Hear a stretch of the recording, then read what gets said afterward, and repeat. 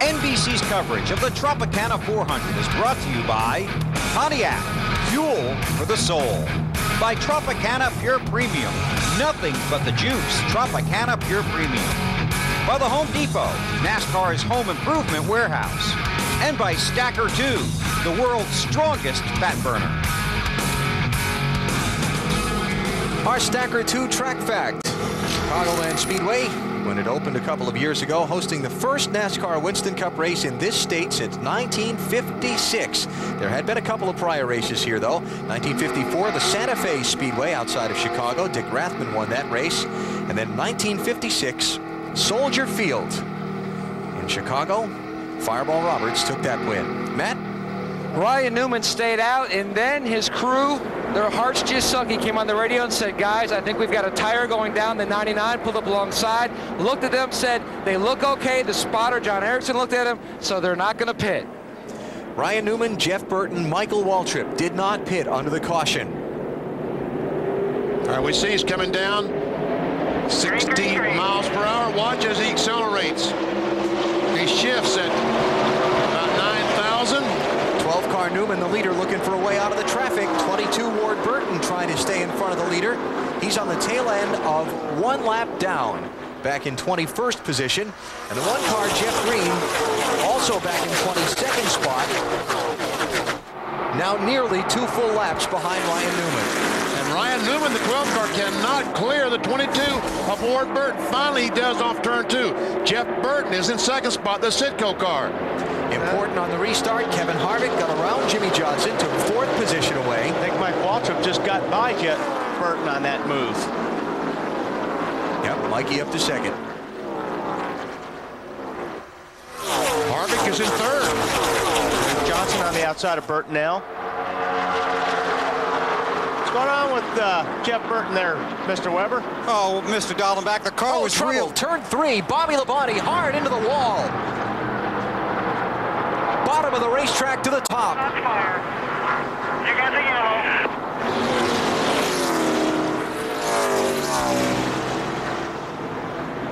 And Bobby Labonte has the window net down. He's trying to get out of that car. So hard getting out with all that equipment on. See Kyle Petty stopping to see if Bobby needs assistance. And he doesn't. He's out of there. Man, oh man.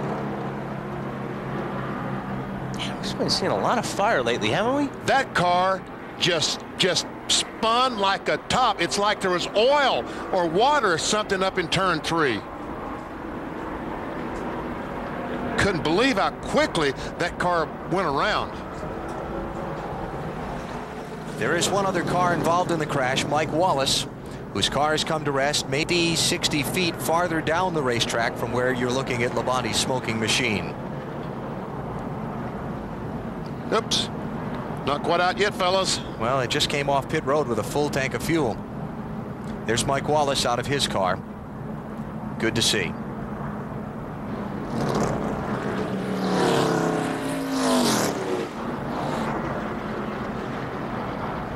You better stay on that thing. Yeah, they've got some stuff that's real warm there.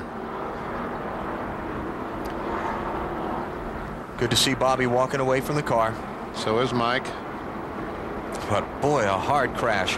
I mean, I looked up, he went from the bottom of the racetrack to the top backwards and hit the wall a ton. So caution is out with 52 laps to go in the race. And let's see if we can go back and figure out what happened that caused this big mess in turn 3. There you see the 18 car. There's Mike Wallace. They're side by side.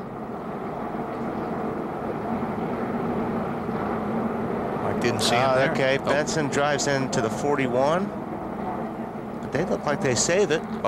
Johnny's tires bent out. The racetrack and eclipsed the 18 car. Okay, that's why he spun so abruptly. Yeah. When Johnny made contact with the 41, it looked like it bent the suspension because you could see the tire in the 10 car just turn.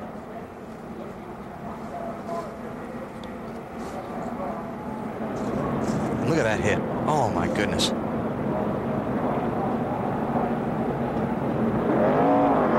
Seven cars got a bunch of damage also. Looks like Steve Park in the 30 and maybe Bill Elliott. I saw Elliott spin, maybe Steve Park as well. On board with Jimmy Spencer now for our next look. Everybody checks up. Jimmy gets down right all the way to the bottom of the racetrack. That was Steve Park that went around in the 30 car. I saw some damage on that 7 car. Jeremy Mayfield.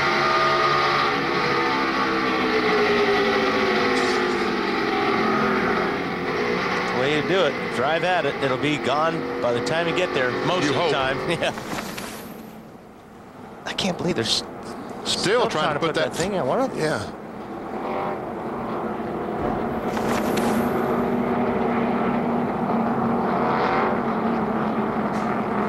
He had to pull his radio wire off. That's what he was hung up on when he was getting out of the car. And he's so angry.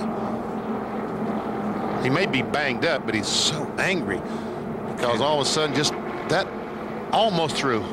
Tony Stewart, 20 car, goes in the corner. Just drives right through. Barely with several other cars. And Jeff Gordon just following Stewart through. So a hard crash for both Bobby Labonte and Mike Wallace. Look at the damage to that car. I really didn't see how he got turned up into the didn't know either. Into the wall there. Army, the usual sponsor, USG this time at Chicago.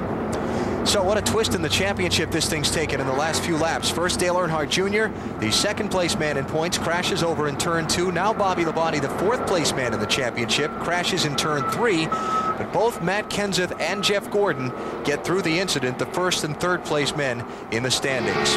Robbie Gordon on board. Yep. In front of you. Check up, Robbie. Spin in front of you. Go way low, way low.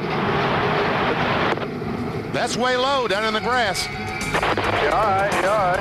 But he got away okay. Under caution here in Chicago.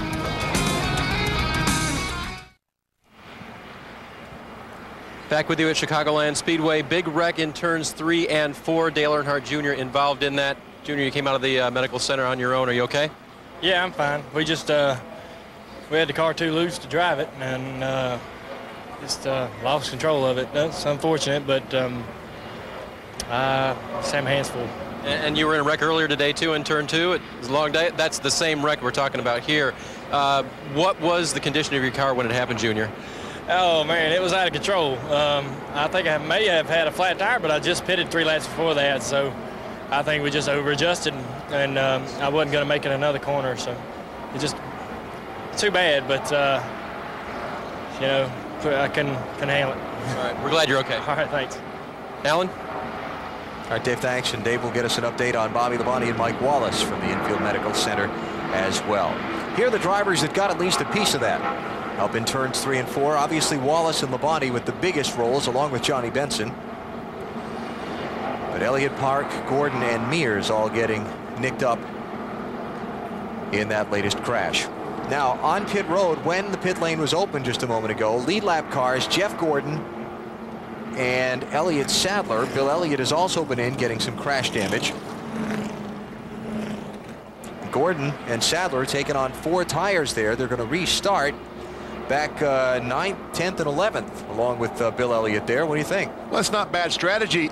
If we didn't have the outside line, if they could start in line 9th place, I think it would be great strategy. But the fact that Jeff Gordon has to start on the outside, 18th, is going to be tough to get up there. Matt? Jeff Gordon came on the radio and told Robbie Loomis, he said, it felt like somebody just took the air right off my spoiler. It was just so loose. He goes, it was really loose. He felt like somebody almost hit me. So they pitted for tires, scuffs on the left side, stickers on the right. Yeah, I noticed right before that wreck, Matt, that Jeff Gordon was very loose through 1 and 2, and also getting into 3. Kind of looked like he had a tire problem.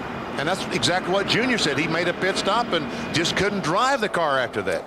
Of those 4 drivers, Kenseth and Gordon, the only 2 still running in the Tropicana 400. 48 laps to go. We're under caution.